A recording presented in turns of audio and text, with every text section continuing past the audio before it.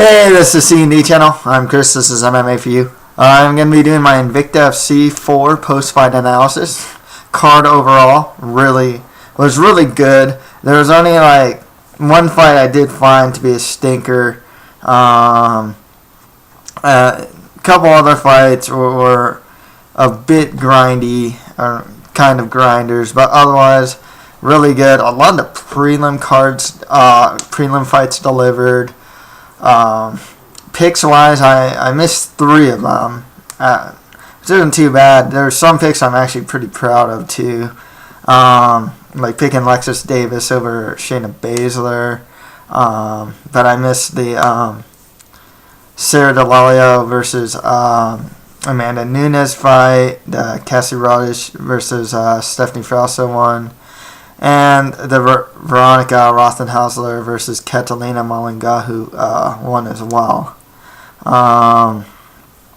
Well, there were streaming issues with this card that actually pretty much led to Shannon Knapp declaring that it was a free card. So she ended up giving the card away for free. Guys like me though, and there's some other guys. I was on like the Bloody Elbow forum for this. They were more than willing to give $8 away for this card. I was more than after like the first couple prelims, I was like, man, this card is awesome. Like, here, take my money. You know. Obviously, others weren't like that, but you know, I know there were a segment of fans that were just like, oh, take my money. This is really good stuff. A lot of fighters did stand out. I'll definitely get to that. The announced team was different this time. It had Boss Rutan, King Malawal, and Julie Kedzie. Didn't have Mauro Ranallo this time. And there were actually some wardrobe malfunctions, and I'll get to that as well. As far as bonuses go, Rose Thug Namajunas, also known as Pat Berry's girlfriend, got submission of the night. Fight of the night went to Alexis Davis versus Shayna Baszler. And knockout of the night went to Veronica Rothenhausler when she knocked out Catalina Malingahu. There was a lot of decisions in this. There's out of 12, 13 fights. I think it's 13. 1, 2, 3, 4, 5, 6, 7, 8, 9, 10. Out of 13 fights, there are 8 decisions, but a lot of the fights were really good. It ranged from like on average, the fights were like good to very good, and there's some fights that are just like okay. So yeah, let's get started. Carlos Cookie Monster Esparza beat Beck Rowdy Hyatt by unanimous decision to win the first InvictaFC Strawweight Championship. Hyatt, really acquitted herself well. I was one of those people that, considering she was like the 4th replacement here. I mean, Esparza was supposed to fight Hamasaki, then Gadalha, and Hyatt was supposed to fight Calderwood. I've seen some of Beck's fights, but I expected her to get finished. She did really well. Beat her up on the feet, even dropped her at the very end of the 5th round. Got an armbar on her. I mean, Esparza, though, she just had the superior wrestling and superior top control. In the first round, really showed that. I mean, she took her back. And in different rounds, she actually would, pass her guard, take her back, and stuff like that. Esparza even said that she underestimated her. And it sure seemed like that, but she used her superior wrestling to make sure that Hyatt wouldn't be able to, I guess, set up a rhythm in the stand-up, because Hyatt was beating her up on the stand-up pretty good. You can see that Esparza was really tired. Hyatt still looked pretty strong. I mean, she was tired, but not as bad as Esparza looked. During the eye test, of course. So, yeah, she acquitted herself really well. It's really hard to say, besides Esparza, I think she should fight Calderwood. With someone like Hyatt, and the way with women's MMA, the way it works right now is you can have winners fight losers. You don't have to have winners versus winners next time out or anything like that. So if you get like Hyatt versus Livia von Plettenberg, or like if she can fight like Rose Namajunas or Emily Kagan, and it all makes sense, you know. So it's really hard to say there isn't really someone I can really pinpoint for a lot of these girls who they should fight next. Especially since a lot of them are making their pro debuts or just don't have a lot of fights. But yeah, I think Carla Esparza should fight Joan Calderwood next. Calderwood is just a beast with Muay Thai.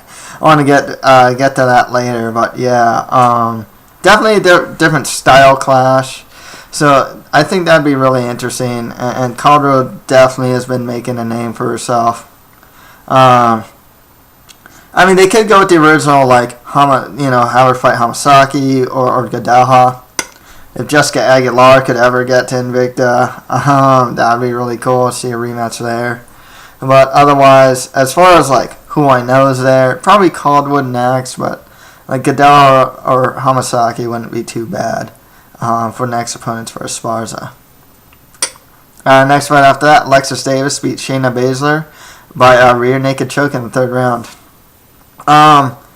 One thing I mentioned when I was doing the predictions with Dave actually was that, like, I said that Shayna Baszler was the better wrestler, and she might well be, but in this fight, Alexis Davis showed to be, in my opinion, the stronger wrestler. Really crazy. It's been 7 years since Shayna Baszler's been submitted, and Alexis Davis choked her out just until she went to sleep. I read a report, actually, I think it's by Meltzer, actually, that said that the UFC signed 10 more like female fighters. I'm hoping these two are in that list, especially Alexis Davis, man. She's been impressing me like crazy now. Even in her loss against Sarah Kaufman, one thing that Davis was showing was that she can take a hit, and her striking isn't too bad. And actually, she was doing really well in the striking here. With especially with the kicks, her guard game is just so active too. I mean, she always gets high guard, and then she'd go for like legs, or she, just threaten with like different submissions from her back. I mean, she's just really. I said it before, and I'll say it again. I think Alexis Davis is the most well-rounded 135-pound female fighter out there. Do I think she can beat Rousey? I don't. I would pick Rousey to beat her. Do I think she can get out of the first round against Rousey? Yeah, I mean, this female fighter, she was, I remember seeing her grapple with Kyra Gracie, I mean, she got her in an armbar. It's not like she doesn't know Brazilian Jiu-Jitsu. She's like a legit black belt. I believe she's a Cesar Gracie black belt, and has competed in some very high-level tournaments, Really well-rounded. You got to see her striking, her wrestling, and her jiu-jitsu all in here. And then there's a really good jiu-jitsu match. In the second round, it was Baszler was on top, but Alexis was fighting. Baszler was defending. I mean, I think in the third, she took her back. I forgot if it was standing, but it was just one little mistake, and then it just cost Baszler. Good stuff. I really liked what I saw from Davis, and everyone says like, Rousey should fight like McMahon, which I want to see. Maybe a rematch with Tate, and of course Cyborg. But I would definitely put like Davis at this point in the short list. Like I said, I think she's just the most well-rounded fighter at 135. Funny thing with these Cesar Gracie fighters, they're all having like. Not all, but her and Leslie Smith were having like these wardrobe malfunctions. Yeah. So, I guess, there's not much I can say about it, but yeah, it just happened, I guess. And speaking of wardrobe malfunctions, next fight after that, Leslie Smith beat Raquel Pennington by unanimous decision. Raquel Pennington took this fight on, I think she's a replacement, actually. I would actually like to see Leslie Smith fight Sarah Kaufman next. She's supposed to fight her. I think that'd be a really cool fight. Smith, she lost the first round, gets Pennington. Pennington wants on top. Managed to get top position on her, but then, like, Leslie Smith kind of fights like a Diaz brother, where she just keeps going forward and just keeps getting up against the cage and just keeps punching her opponents while getting punched herself. But yeah, just high pressure from Leslie Smith, and that's, if you watch the Caitlin Young fights, that's how the Caitlin Young fights were. Just extremely high pressure from Leslie Smith. She's also another fighter I would like to see in the UFC, actually. And her record doesn't reflect how good she is, to be honest. She's 5-2-1. Not like a great record or anything, but she's a really good fighter. She has some strong Brazilian Jiu-Jitsu, and also has she's not the most technically sound in the stand-up, but she makes up for it with like pressure, aggression, and just volume. She was also taunting Raquel Pennington, especially a lot in the third round. But yeah, good win for her. I'd like to see her fight Kaufman next. Yeah. Okay, next fight after that, at the 135 pounds, Sarah D'Alelio beat Amanda Nunes by unanimous decision. Scorecard 30-26. That 26 came from Amanda Nunes doing an illegal up kick to Sarah D'Alelio. I hate that rule. I have always hated that rule. It makes no sense to me. The fighter on their back is already at a disadvantage points wise and judging and scoring wise. The more weapons you can give the fighter on the bottom, the better. And I think up kicks could have been difference makers in various fights. One in particular I always think of is like Anthony Pettis versus Clay Guida. Among other fights too, but that's just the best one I can think of off the top of my head. But the story of this fight though was, Nunes, she would throw like overhand right, Sarah D'Alelio would time her and take her down with the double leg. It was a good fight. It was a good strategy, but like, I think they kind of, it was a bit tepid to me. It's like Nunes, after like the second round and third, it seemed like she's kind of afraid to strike because she's fearing the takedown. And it turns out she got taken down anyways. And once she was down there, I can't remember, but I don't think she was really, I don't recall her being especially threatened. What's about Sarah D'Alelio though is that, and I said it before and I'll say it again, she is she's pretty underrated. For her last loss was to Shayna Baszler by rear naked choke, and then before that was Ronda Rousey. But she's really underrated. She has good wrestling and really strong Brazilian Jiu-Jitsu. Like she already fought Baszler. I guess she can fight like Davis next, or Leslie Smith. But I think they trained together. I remember D'Alelio was in it was in her corner. So I don't know if they'd really fight each other. As far as like high level, like D'Alelio is another one of those people that I'd actually like to see in the UFC as well. Nunes, I was pretty high on her, but as of late, it looks like she's just not putting it all together. So I'm kind of have to see, because I remember when she knocked out Julia Budd, and I was like, oh man, Amanda Nunes, Now it's like, man, she's not doing that great.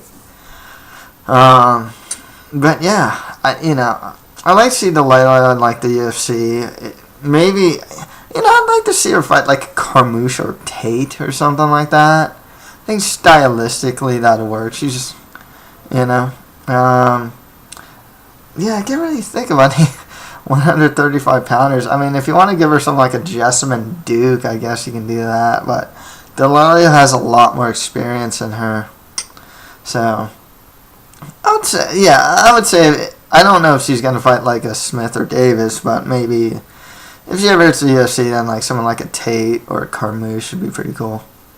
Okay, next fight after that, Edian Gomez beat Hiroko Yamanaka by unanimous decision. Yeah, this fight was not exactly the best fight of the card. I think it was the weakest fight of the card, to be honest.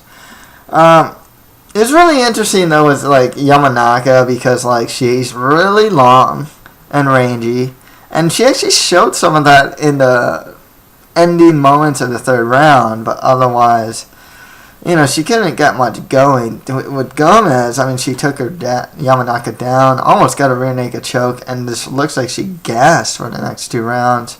She didn't really use her wrestling as much until the very end of the third round, and she's resigned to throw like haymakers. There aren't too many people at 145. There's Julia Budd, Lena Maxwell, Veronica Rothenhauser, Catalina Malingahu. I mean, I could say Cyborg, but she's not there, so it's... I don't know if Jermaine Durandami... I don't know what's going on with her.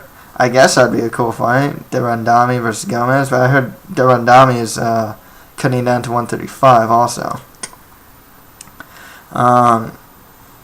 And Yamanaka's like 2 losses in a row. If she actually learned how to use her reach better, she could actually, it could be a pretty good weapon. But yeah, she has a good chin though. But otherwise, yeah, it didn't seem like she's put it all together with Gomez though. It's tough to say. I suppose she can fight any one of those people I really named, like Rothenhauser or like Julia Budd or something like that. I'd rather see like Julia Budd fight like Rothenhauser, to be honest with you, but we'll see how it goes. Okay, next fight after that, Joan Calderwood beat Livia von Plettenberg by unanimous decision. I'm really impressed with Calderwood, man. She was sporting the kilt too. That was cool too. Her Muay Thai is crazy. Her knees and elbows. She went for like a Anderson Silva, like Tony Frickland knee elbow, and it connected. It was, and the way she throws strikes sometimes is absolutely just so casual and nonchalant. I can't. It's like she did, like I was watching gifs of her throwing that elbow. It's like just kind of like a back elbow or something like that, and she just kind of walks up to her, throws it, and gets out. It was really cool. There were times that she had Livia against a cage, and she just have her hands down and just start throwing punches or knees. Her knees are vicious, man. I mean, she has some. We saw that against Ashley Cummins, but here, man, she's one thing is she's really tall for her weight class, so she uses it well, But yeah, it's really impressive win by Calderwood. She's really just someone that's coming up in the division. Stand up is something to be feared, Like I said, her knees and elbows especially are deadly weapons. I would like to see her fight Carla Esparza next for the strawweight championship. 2 impressive wins for Calderwood. Even though she didn't get the finish, she was super impressive here. It's an interesting stylistic matchup because Calderwood mainly does stand up. A lot of people tell me that she has a really strong ground game. I just haven't seen it. I think I saw a little bit of it in the SFL. But otherwise, yeah. Her stand-up's pretty sick, I mean, it's really good. I don't know what else to say. Okay, on to the prelims, though. Cassie Rodich beat Stephanie Frasso by TKO in the third round. This was a fun fight. I remember that Frasso was doing... She managed to get, like, top control, I think, in the first round, and then Rodish was just... Someone actually said it on the forum I was on. It was like, yeah, Cassidy has, like, mom strength, and she used that against Frausto, And, yeah, that's pretty much what happened. 105's kind of weird, though, because, I remember Rodish before this, she won an Invicta, I know she has a pretty good win over Frost. On 105's got like Jessa Penne, Michelle Watterson, Jodie Escobar's there. I guess you can fight her. That'd be a pretty good fight. Like I said, you can even put winners and losers together. If Cassie Rodish fights Liz McCarthy, that'd be a cool fight. You know, I'd rather see Frasso versus McCarthy, but like I said, you know, you can do like Laura Sanko versus Cassie Rodish if you want to do that too. So that's the thing right now, because the divisions are still being made, and you have all these fighters that don't have a lot of fights, that don't have a lot of experience. So it really is a matter of just sorting it out and seeing, you know, the cream rising to the top. You know what I mean? Or seeing who's like the cream of the crop. I think I just said that wrong, but you know what I mean. It's really hard to say definitively like who 105ers should fight next. But yeah, good win for Rodish here. Next fight out that, Tamika Boom Boom Brents beat Amanda Bell by unanimous decision. The first 2 rounds are kind of grinding, but then the third round was actually pretty cool because Brents was gassing and Bell was, you know, really landing some good strikes. But Brents is really strong. You know, she would get takedowns on Bell and just unleash some ground and pound. Yeah, there's really not much else I can say though. You know, it's like that's what she did, and the division once again, it's kind of like 105. It's like I think the best fighter at 145 besides like Cyborg. Well, there's Coonan out there, but there's also like Julia Budd. You know, but otherwise with Brents and Amanda Bell, you know, it's really hard to say who they should fight next. Yeah, tough to say. I guess you can give him like Hiroki Yamanaka versus Amanda Bell or something like that. You know, it's really hard to say. With Brent, kind of whoever they can give her, you know. I guess you can go with like maybe Rothenhauser. It's a different stylistic matchup though, and I'd like to see Rothenhauser with other fighters that would want to stand with her. Next fight after that, at 105, Jodie Escobar beat Liz McCarthy by split decision. That 30-27 decision for Escobar was... yeah, I don't know who gave her that, but otherwise I think she won the fight, but I gave her 29-28. She has good boxing and really good footwork. McCarthy did threaten her in the third round, especially when she took her back. But yeah, it's really interesting to see where she goes from here. I like McCarthy too. Her stand-up's not too bad, and she does have some really strong Brazilian jiu-jitsu. But with like Escobar, I like her boxing and her footwork. Like I said, you know, it's so hard to say who 105ers should fight. You know, there's Cassie Rodish is coming off a win. I guess you can give her Escobar.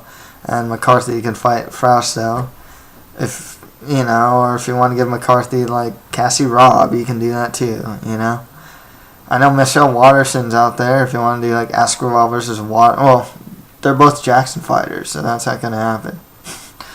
Yeah. But yeah. Alright, next fight that at 115, Rose Thug Namajunas beat Emily Kagan by rear naked choke and got submission of the night.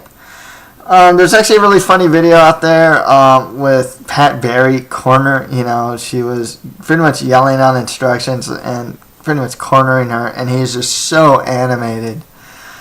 Rose is really impressive, though. I gotta say, I like her stand-up, her overall composure, and her ground game's good. There's this part of the fight that was really cool where she got like this triangle choke, and then she was like going for like triangle arm bars that looked pretty tight too.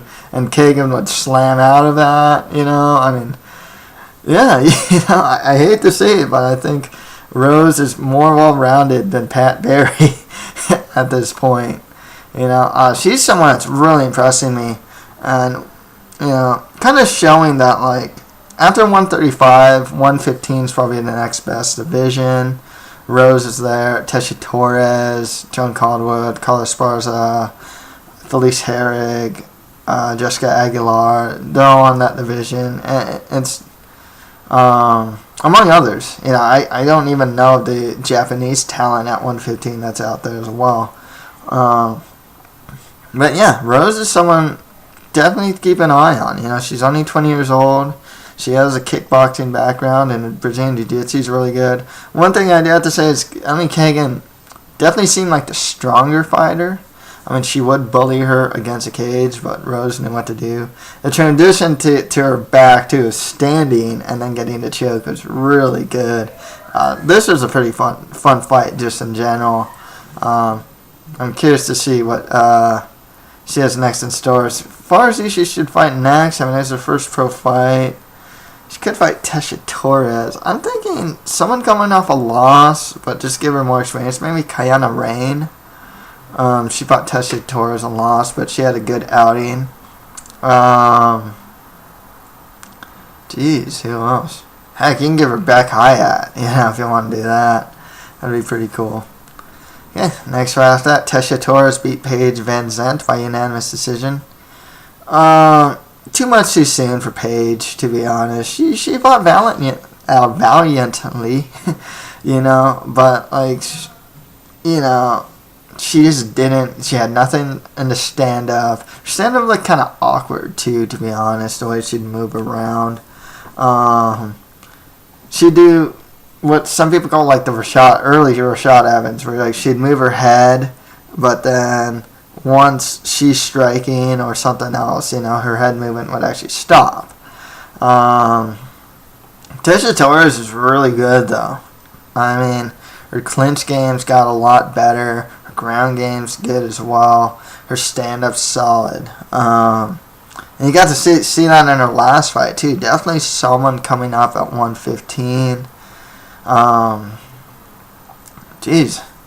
I don't know who else is in 115 as you fight. Maybe like a Hamasaki or something like that. She did say she needed to work on her wrestling. She's definitely a hungry fighter. Both of them are very a lot of these female fighters are hungry fighters. She in particular, because she was saying to the camera, I need to work on my wrestling. I need to work on this, But yeah, she's got like energy for days. And yeah, I like what I see from her stand-up. One thing that's really noticeable too is some of these girls that some of them have really bad stand-up, but the ones that seem to have like a kickboxing or Muay Thai background, whether it's like Calderwood, Namajunas had pretty good stand-up, or Tesha Torres, actually have like better stand-up than like some guys do. But yeah, who else is at 115 that she can fight? I mean, she could fight Calderwood, and I think that'd be really cool. The height differential, though, would make you favor Calderwood, and I'd like to see Calderwood fight Esparza next anyways. You could go with Rose Namajunas versus Tesha Torres, and I think that'd just be a really cool fight. With Paige, yeah, like I said, it was just a little too much too soon. She was in it, she was always game, but, she just didn't have the skill that Torres has. She seemed a bit, I guess, outclassed. And I'm not trying to insult her. Like I said, she was really game. She fought valiantly, but it just seemed like it was, Tesha was just a little too much of a higher level than Paige was. But yeah, she's only 18. She's just gonna get better and better. And next fight after that, it's got knockout of the night. Veronica Rothenhauser beat Catalina Malingahu by knockout in the first round. Rothenhauser, she had two knockouts in like 5 seconds in her last two amateur bouts. And then she knocked out Malingahu. This looked like a fun fight. With Rothenhauser, she hits hard. Her defense isn't that great, Malangahu's defense isn't that great either. But yeah, she can throw and she's got some power. 145, like I said, it's really tough to say. I guess you can give her like Edian Gomes or like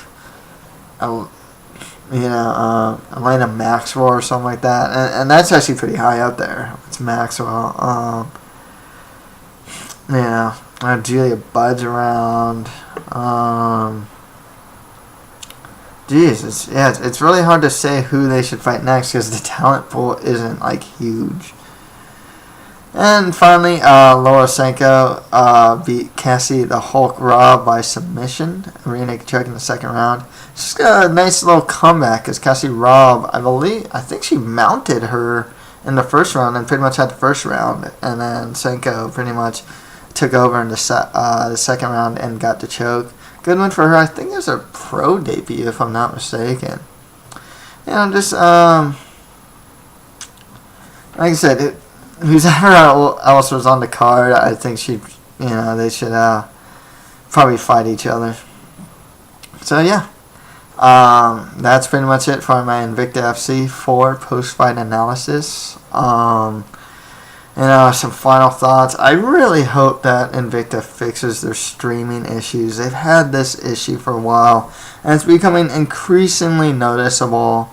I read a report by Ben Folks on MMA Junkie that Shannon Knapp is frustrated about that. And, she understands that there's still a very small fan base, and you really want to please those fans. She's definitely doing the right thing. And giving away the card, because she's built up even more goodwill to the fans. And that's really what's happening with these initial cards, is they're just building up a lot of goodwill with the fans. So it was really cool that they gave the card away for free. On the next card, I know Sarah Kaufman's fighting. Jessica Pena is going to fight as well. And then Vanessa Porto versus Barb Honchak will be on that card as well. But yeah, overall, good card. So if you have any comments, just leave them below. That's it for MMA for you. Thank you very much.